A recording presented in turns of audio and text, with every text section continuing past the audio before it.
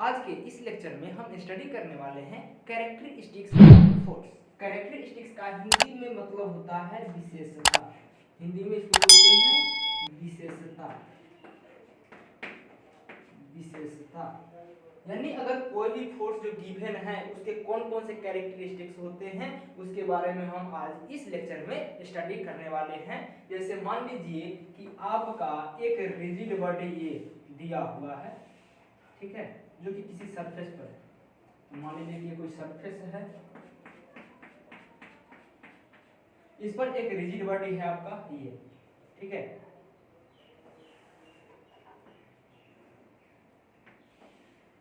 ये आपका rigid body है और इस पर कोई एक फोर्स अप्लाई हो रहा है आपका P। तो जब किसी भी बॉडी पर अगर आप कोई फोर्स अप्लाई करते हैं, ठीक है, तो इस फोर्स के कौन कौन से कैरेक्टरिस्टिक्स है उसके बारे में हम आज समझते हैं। तो पहला कि अगर मान लीजिए कि इस बॉडी पर अगर P फोर्स अप्लाई हो रहा है तो इसका कुछ परिमाण होगा, कुछ मैग्नीट्यूड होगा, ठीक है, कुछ ना कुछ इसका मैग्नीट्यूड होगा। जैसे हो सकता है इस पर 10 न्यूटन या 50 न्यूटन या 100 न्यूटन या 1000 न्यूटन कुछ भी हम फोर्स अप्लाई कर रहे होंगे, ठीक है। तो इसका जो है कुछ ना कुछ क्या होगा, मैग्नीट्यूड होगा। जैसे अगर मान लीजिए कि इस पर अगर हम 100 न्यूटन का अगर फोर्स अप्लाई कर रहे हैं तो इसका जो मैग्नीट्यूड का वैल्यू हो गया, यानी परिमाण का जो वैल्यू हुआ वो कितना हो गया, 100 न्यूटन। यानी हम कह सकते हैं कि इस बॉडी पर हम 100 न्यूटन फोर्स अप्लाई कर रहे हैं। तो ये जो 100 न्यूटन हम फोर्स अप्लाई कर रहे हैं, ठीक है, यानी ये जो मैग्नीट्यूड है फोर्स का, यह क्या है, इसका कैरेक्टरिस्टिक्स है। समझ में आ रहा है ना। दूसरा कि अगर किसी बॉडी पर अगर आप फोर्स अप्लाई कर रहे हैं तो यहाँ पर ध्यान दीजिए कि अगर फोर्स को अप्लाई किया जाएगा तो किसी एक पार्टिकुलर डायरेक्शन में किया जाएगा। जैसे अगर यहाँ पर हम इस फोर्स को अगर अप्लाई किए हैं तो इसका क्या एक पार्टिकुलर डायरेक्शन है, मतलब आपका जो फोर्स अप्लाई हो रहा है वो कुछ इस डायरेक्शन में अप्लाई हो रहा है, इस डायरेक्शन में, इधर की। समझ में आ रहा है।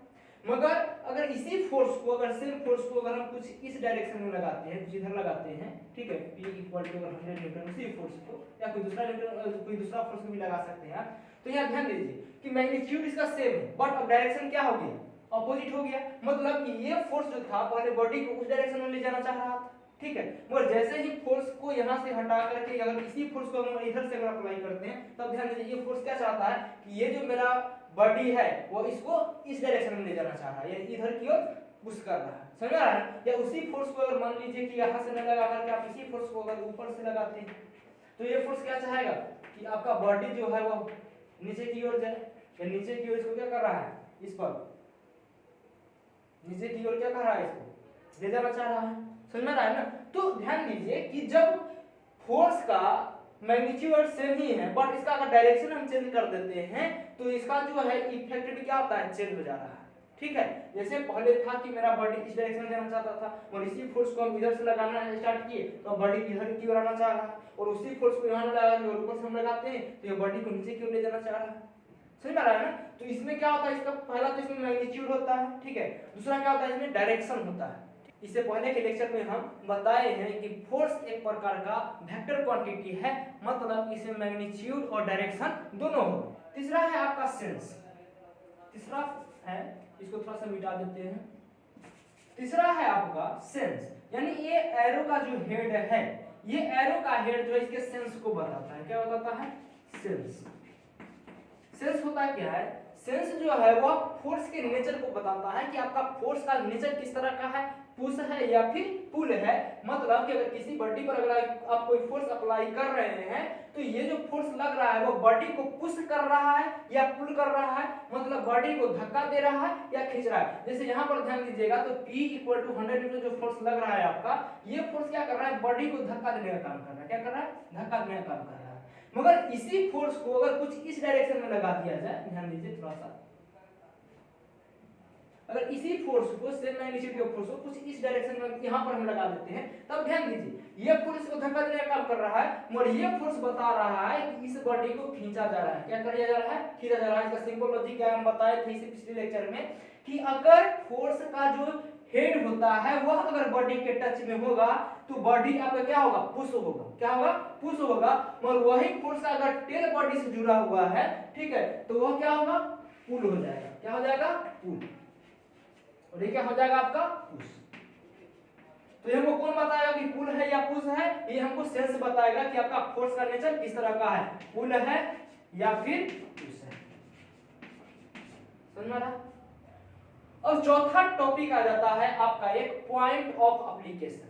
पॉइंट ऑफ एप्लीकेशन, तो ध्यान दीजिए पॉइंट ऑफ एप्लीकेशन होता क्या है, तो जिस पॉइंट पर फोर्स को हम अप्लाई करते हैं, बॉडी के जिस पॉइंट पर हम फोर्स को अप्लाई करते हैं वह पॉइंट आपका कहलाता है पॉइंट ऑफ एप्लीकेशन। मतलब कि अगर इस फोर्स का हम पॉइंट ऑफ एप्लीकेशन देखना चाहेंगे तो इस फोर्स का पॉइंट ऑफ एप्लीकेशन कहां होगा, ये होगा, और इस फोर्स का देखना चाहिए तो इसका पॉइंट ऑफ एप्लीकेशन यहां हो जाएगा।